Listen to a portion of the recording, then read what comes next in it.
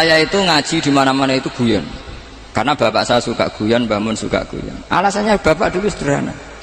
Orang sudah nyari hiburan dengan maksiat. Sehingga agama ini harus membawa keceriaan sosial, membawa keceriaan hati. Karena Allah ngendikan kul bi fadlillah wa bi rahmati fa bidzalika falyafrah. Orang itu harus senang dengan kebaikan. Orang happy dengan tolal badru alina, happy dengan manakibul akhyar, dengan fadhailul akhyar. Karena orang di sana sudah senangnya itu kalau ada maksiat. Nah sekarang agama dibawa orang-orang yang tidak menyenangkan juga. Ngaji teko wis merengut. Ada muridnya salah duduk marah, salah posisi meja marah. Lalu orang-orang kan mikirnya kan, daripada ngaji dimarahin terus mendingan ndak kan. Makanya Nabi itu paling marah itu kalau satu kebaikan jadi problem.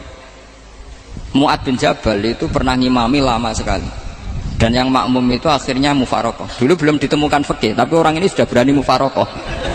Jadi ini termasuk mujtahid sebelum tahu Fathul Mu'in, tahu Wahab, dia sudah berani mufarokoh. Jadi sudah luar biasa. Karena bangsa ibadah yang agak-agak ngawur itu tanpa diajarin sudah do pinter sendiri. Dia mufarokoh. Ketika dia mufarokoh, komentarnya Mu'ad, dia munafik. Sholat belum selesai kok mufarokoh. Singkat cerita Mu'ad melaporkan itu ke Rasulullah. Si tukang penggembala ini juga melaporkan ini ke Rasulullah. Tapi apa kata Rasulullah? Yang Rasulullah itu yang bela, malah bela yang penggembala tadi. Afattanun anta ya Mu'ad. Kamu itu tukang fitnah. Agama ini kalau kamu model begitu orang lari.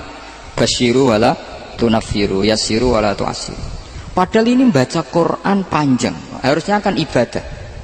Tapi karena ini menjadi problem sosial, orang menjadi tidak nyaman jamaah, itu sudah disalahkan Nabi. Karena tadi, kalau agama ini jadi problem, maka masalah besar. Makanya sifat dasar Rasulullah apa khafiful maunah, biayanya murah. Makanya saya ngaji di mana-mana ya suka seperti ini. Mejanya enggak jelas, pengunjungnya juga enggak jelas. Semakin kacau semakin baik kira-kira. Nah, ini pengunjungnya juga seperti ini kan. Nanti sampean yang pidato, jadi tak beri hak gak jelek saya ini namanya aqomaddin. Kalau faman taroka fakot. Jadi pilihannya kalau gak aqomaddin ya ada maddin. Jadi kenapa banyak kiai yang ceria? Karena tadi satu-satunya cara kita menandingi hegemoni maksiat adalah pembawa taat itu ceria. Karena orang itu mesti mencari kebahagiaan. Sebab itu para nabi itu mengajarkan agamanya dengan cara yang bahagia. Misalnya mangqala la ilaha illallah dakhalal jannah. Nabi tidak ngendikan gini, mangqala la ilaha illallah terus salatnya benar, puasanya benar, belajarnya benar, jadi kiainya benar. Wah itu kalau itu panjang sekali, banyak yang nggak masuk surga. Sementara kubu yang lain kampanye sudah tenang bersama bapaknya di surga. Lah kita kampanyenya kon salat ra mesti ditampa. Puasa ya ra mesti ditampa. Wis repot, syaratnya ditampa ikhlas wangel. Kowe ora bakal iso. Berarti maknane kan ra bakal mlebu swarga. Akhire wong kan mikir, wis salat tetep ra swarga, puasa tetep ra swarga, mendingan ra salat. Jadi kita ini kan bersaing sama kampanye sebelah gitu. Makanya saya milih manhaj pokoknya Islam apik. Tapi bukan berarti saya menyepelekan aturan-aturan dalam sholat, karena yang kampanye itu sudah banyak. Biasanya kiai-kiai sing kereng kampanye tentang sing kereng-kereng ini. Itu saya manfaatkan, ya sudah, itu bagian jenengan. Jadi orang itu harus mikir. Agama Kristen itu diterima di Eropa di mana-mana. Di antara sebabnya adalah karena orang dijamin masuk surga. Orang mau kayak apa faseknya tetap kalau mati bersama. Kita enggak, sudah kiai, sudah mulang terus masih didoain. Semoga amal baiknya diterima, amal buruknya masih ngeper apa? Dan itu santri saya nanti kalau ziarah saya tuh ya Allah ampuni Gus Bah ampuni. Itu kan ngenyek orang itu maksudnya.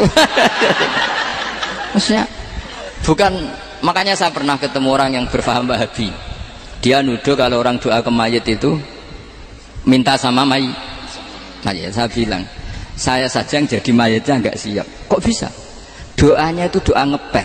Masa sama gurunya bilang gini, Allahumma ingkana muhsinan fazid fi ihsani wa ingkana musian. Masa gurunya ditaklek? Jadi dia tidak yakin betul kalau gurunya muhsin. Masih ditaklek, jika guru saya baik maka gini ya Allah, jika guru saya buruk maka gini. Loh, saya tuh gak pernah doain Mbah Mun gitu, tak anggap gak sopan. Jadi kalau saya berdoa, ya Allah jenengan izzihi apa ya, jenengan balas lah, izzihi anna anil muslimina khairan katsira wa antal ghafurur rahim wa anta gitu. Saya gak tegom ini wa ingkana musian. Jadi kayak ada sopan ya. Lo kalau Arkom yang mati sapi lagi. Tak balik malah. Ingkana musia. Malah ada terusannya bahwa kadalik. Jadi makanya mereka kan sering pakai dalil. Andai kan tradisi itu benar, maka yang paling pertama melakukan itu sahabat. Selalu mereka berargumentasi kalau itu tradisi yang benar, maka pertama yang melakukan itu sahabat. Ya gak mungkin sahabat masa bilang ke Nabi ingkana, bisa kafir berat kan? Masa kesolehannya? Loh, andai kan Abdul Qadir wafat di mana ini ngomongin? Beduk. Saya tidak akan berdoa seperti itu. Oh, bisa marah Abdul Qadir jalannya. Masa kesalahan beliau di ingkana musinan sama ingkana musinan. Jadi orang tuh harus mikir. Jadi saya dengan bukan berarti Gus Bak kita menciptakan doa baru. Ini bukan urusan menciptakan. Orang yang punya sopan spontan seperti itu. Ini bukan urusan modifikasi doa Anda. Makanya kenapa para nabi itu tidak disolati dengan cara seperti itu, langsung assalamualaikum ya Rasul, assalamualaikum ya Abu Bakrin, assalamualaikum ya Umar. Gak mungkin kita mengatakan ya Abu Bakrin, ya Allah ingkana. Masa Abu Bakar diingkana? Kalau dia, bukan kalau beliau ashabu Rasulillah, pasti orang Sayyid itu dzurriyyatu Rasulillah, pasti al-tahirin al-mutahhari. Guru-guru kita ini guru-guru kita. Jadi tolong doa itu. Nah, kalau terpaksa doa wa ingkana musian, anggap saja hafalnya hanya itu, tapi jangan dijiwai, apa? Jangan apa? Dijiwai. Kalau ditanya, "Lho Gus, ini orang soleh kok doanya wa ingkana musian?" Itu kan guru jenengan, apalku ikut tok. Tapi ora usah dimaknani, apa? Karena sekali dimaknani nanti kan. Jadi ini urusan etika, urusan rasa. Saya teruskan ya, karena jadi saya mohon sekali, apa-apa itu ada aturannya.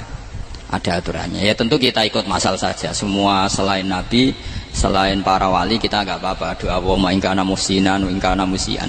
Tapi di hati kita sebetulnya ketika mengatakan ingkana musian itu coro Jawa hanya rapalan. Rapalan itu ya sudah ngomong saja, tapi nggak usah apa? Nggak usah dijiwai ya. Yang dijiwai kita adalah sifat ghafurnya Allah, bukan status mayitnya, tapi sifat ghafurnya Allah. Karena kata musik itu kan nggak nyaman. Makanya Nabi itu hebatnya Nabi ya tentu karena bentukan Allah Subhanahu Wa Taala. Ada bani Robi faasana tadibi. Itu kalau nyifati tentang keburukan orang mukmin itu diikutkan sifat ghafurnya Allah. Jadi misalnya gini kalimatnya, liyukaffirawwahu anhum aswa'al ladzi amil. Atau sebagian ayat misalnya wa yukaffiru anhum sayiatihim. Jadi sebetulnya kalau terpaksa mengatakan orang itu buruk, itu sebenarnya dari Allah dulu kita mengatakan Allah itu zat saking baiknya itu mengampuni salahnya seseorang. Jadi nyifati Allah dulu, Allah saking baiknya itu mengampuni salahnya orang-orang baik. Karena orang-orang baik juga manusia, Ustadz juga. Tapi lebih ke nyifati ke Allahnya. Kalau kita kan enggak, lebih tertarik nyifati mayitnya. Sehingga kita di hati itu mayit kira tak jalan sepuro tuntas kayak gitu. jadi, kalau di Quran tidak seperti itu. Jadi kita lebih mensifati Allah itu ghafur, afuwun karim. Makanya seperti doa-doa kita kalau Ramadan begini, Allahumma innaka afuwun karim tuhibbul afwa, baru bakas fa'fu anna. Jadi ada aturannya. Meskipun ilmu ini agak jelimet, tapi bagi ahlinya ini ma'ruf. Kalau sampean nggak paham berarti nggak ahlinya. Jadi ilmu ini agak jelimet, tapi ma'ruf. Nah, sehingga Rasulullah kalau kita meyakini syafaat Rasulullah SAW, itu cara berpikir harus kita balik. Misalnya begini, wong Islam nakale ngono, penggaweane maksiat kok disafaati Kanjeng Nabi kurang penggawean. Caranya berpikir jangan gitu.